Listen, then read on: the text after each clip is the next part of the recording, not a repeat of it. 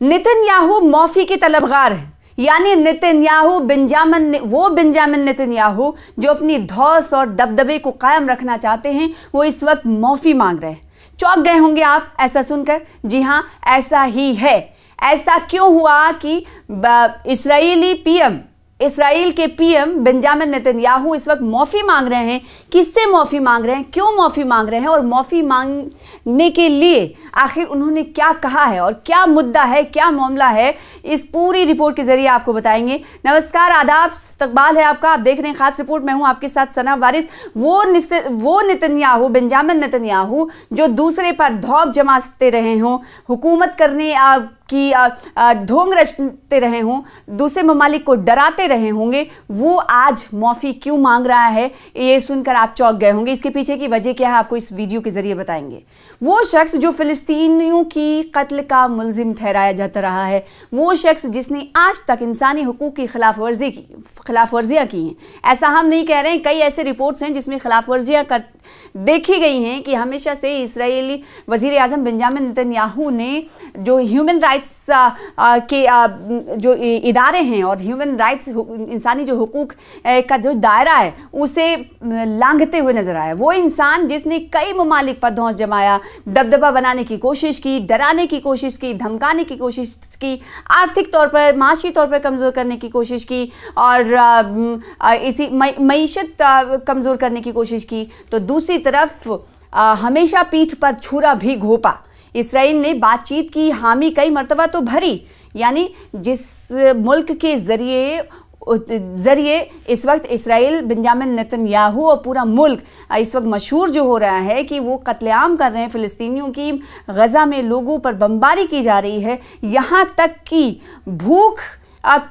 भूखमरी जो बची हुई है वो भी इसराइल की जिम्मेदार है, वो भी उसके लिए भी इसराइल जिम्मेदार है, क्योंकि जो एड आ रहे हैं, इमदादी एड आ रही हैं, दूसरे कंट्रीज से आ रही हैं, वहाँ पर हम देख रहे हैं कि वो नाका लगाया गया है और उन एड को, उन ट्रकों को गज़ा में दाखिल होते हुए नहीं दाखिल होने दिया जा रहा है। तो इसलिए जो कानूनी तौर पर जो चीज़ें राइज होनी चाहिए उसकी भी खिलाफ वर्जी किया है। इसराइल ने बातचीत की, खिलाफ वर्जी की है। बातचीत की मेज़ पर आने तक हमने देखा कि पहले उसने तजवीज़ को माना और उसके बाद उसकी खिलाफ वर्जी कर दी गई। ना सिर्फ खिलाफ वर्जी कर दी गई बल्कि दूसरे मुल्क के जान पर भी बनाए। ताज़ा वाक़या कतर का ही ले लीजिए। कतर पर हमास के लीडरों के साथ बातचीत की शुरुआत हुई थी और फिर अचानक से ही इसराइल हमला कर देता है, जिसमें हमास के जो कदावर नेता थे वो बाल बच जाते हैं क्योंकि नमाज़ पढ़ने जाते हैं। तो ऐसे में इसराइल पर उस वक्त ये इल्ज़ाम आयद हुआ कि बातचीत का इशारा एक तरफ करता है और दूसरी तरफ से पीठ पर छुरा घोंपता है इसराइली, ना सिर्फ दूसरे ममालिक की तरफ बल्कि अंदरून इसराइल भी। बेंजामिन नेतन्याहू पर हमने देखा कि उनके अवाम की जानिब से भी मुखालिफत की जाती रही, नाराज़गी का इजहार किया जाता रहा। ना सिर्फ नाराज़गी और मुखालिफत बल्कि सड़कों पर उतर कर कई मरतबा हमने देखा कि एहतजाज भी बेंजामिन नेतन्याहू के ख़िलाफ़ किया गया। यानी अवाम नाराज़ होती तो सत्ता पलट जाती है, ये आपको मालूम ही होगा। तो यहाँ पर बेंजामिन नेतन्याहू के ख़िलाफ़ ये तमाम लोग सड़कों पर उतरे। ना सिर्फ सड़कों पर उतरे बल्कि प्रधानमंत्री के आवास के बाहर भी कई बार हमने देखा कि अब ज़ोरदार प्रदर्शन, ज़ोरदार एहतजाजी मुजाहरा हुआ। और ये एहतजाज बेंजामिन नेतन्याहू के अपने लोगों ने ही किया। किस लिए? क्योंकि जो बंदी बनाए गए लोग हैं उनके अहले खाना सड़कों पर उतरे कि जो पॉलिसी, जो तजवीज़ बना रहा है इसराइल, इससे उनके अपनों को खतरा हो सकता है। वो बेंजामिन नेतन्याहू आज मौफी के तलबगार आखिर कैसे, क्यों यहाँ पर पहुंचे, क्या वजह है, क्या इसके पीछे की कहानी है, आपको इस वीडियो के जरिए बताएंगे। जी हाँ, और ये मौफी नामा जो है 111 सफ़े की है, यानी 111 सफ़े पर मुश्तमिल है मौफी नामा जो मांगा गया है उनकी तरफ से। ये मामला क्या है आपको बताते हैं। बदनवानी, रिश्वत और फ्रॉड के इल्ज़ामात के तहत मुकदमे का सामना कर रहे इसराइली वज़ीर आज़म ने अपने खिलाफ मुकदमात ख़त्म करने के लिए इसराइल के सदर से मौफी की दरख्वास्त की है। रिपोर्ट्स के मुताबिक नेतन्याहू के दफ्तर ने ऐलान किया है कि उन्होंने सिहूनी हुकूमत के सदर इसाक हेर्तोग को मौफी की दरख्वास्त पेश की है। ये दरख्वास्त अब वज़ारत इंसाफ के मौफी के महकमे को मुंतकिल कर दी गई है और मुताल्लिका कानूनी नज़रियात वज़ारत के मुख्तलिफ शोबों से हासिल किए जाएंगे। नेतन्याहू ने हेर्तोग को अपने خط میں لکھا ہے کہ ان کے خلاف عدالتی کارروائی شدید تنازعات کا مرکز بن گئی ہے، اور اگرچہ وہ مقدمے کو جاری رکھنے اور اپنی بے گناہی ثابت کرنے کے خواہش مند ہیں، لیکن ان کا ماننا ہے کہ عوامی مفاد کا تقاضا ہے یہ کہ مقدمہ جلد از جلد ختم کیا جائے۔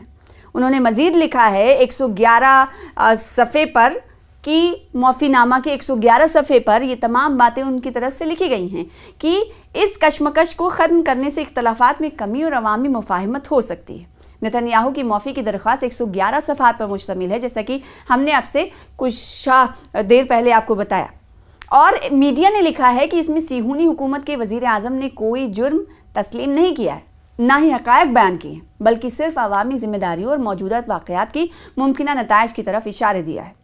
نتن یاہو اپنے خلاف ان مقدمات سے بچنے کے لیے برسوں سے تگ و دو کر رہے ہیں، یعنی کوشش کر رہے ہیں، اور بہت سے تجزیہ نگاروں کا یہ بھی خیال ہے کہ غزہ جنگ کی طوالت کی ایک وجہ یہ بھی ہے کہ نتن یاہو اس طرح سے خود کو سزاؤں سے بچانا چاہتے ہیں۔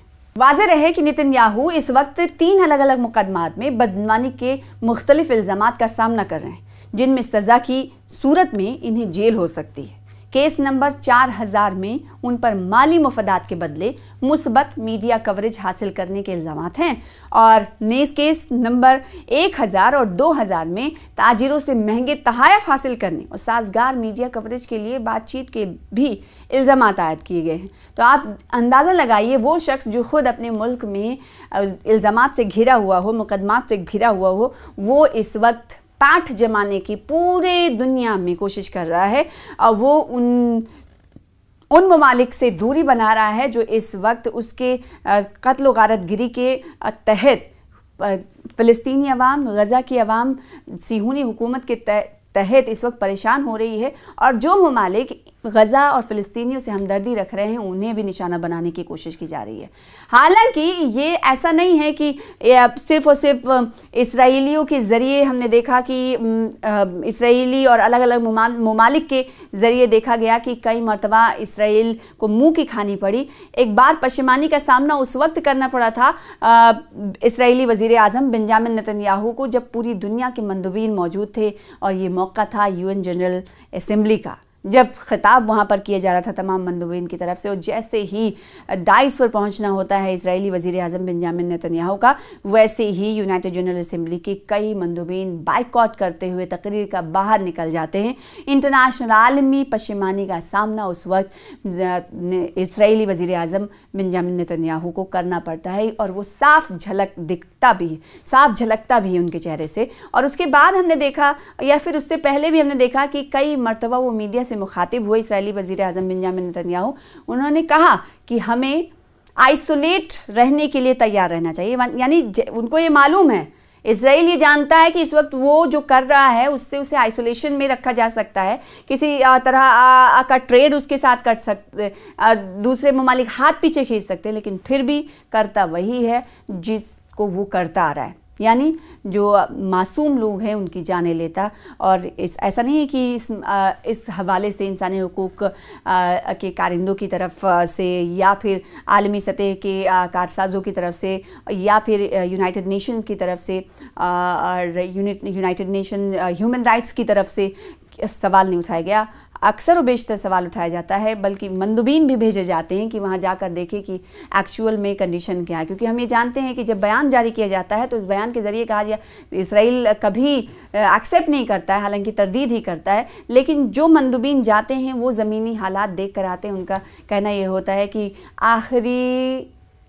آخری سطح تک لوگ وہاں پر جھیل چکے ہیں، کھانا نہیں مل رہا ہے۔ آپ نے دیکھا ہوگا کہ ایئر ڈراپس کے پیچھے پیچھے پورے علاقے کے لوگ بھاگتے رہتے تھے، اس بھگدڑ میں بھی کئی لوگوں کی موت ہوئی، بھوک مری کا مال نیوٹریشن کا شکار ہو جا رہے ہیں بچے، اور جہاں پر جب بیمار ہو کر اسپتالوں میں بھرتی کیے جا رہے ہیں تو وہاں پر بھی بمباری کر دیتا ہے اسرائیل۔